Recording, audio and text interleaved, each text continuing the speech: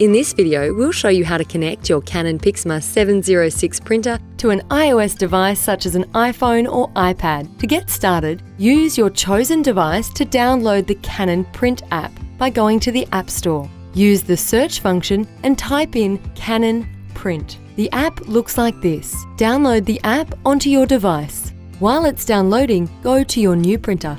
Using the operations panel, press and hold the connection button, which is located here and has two chain links pictured. Your printer will now take a few moments to activate its wireless direct function and create its own network. When it is finished, a message on the screen will prompt you to return to your computer or smart device where you can continue the setup. Using your iOS device settings menu, go to Wi-Fi settings and choose your printer's unique network.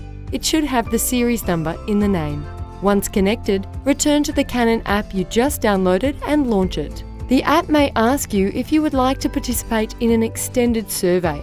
You can choose to agree or disagree. As you are already connected to your printer's Wi-Fi network, a pop-up will ask you if you would like to set up the connected printer. Click Yes.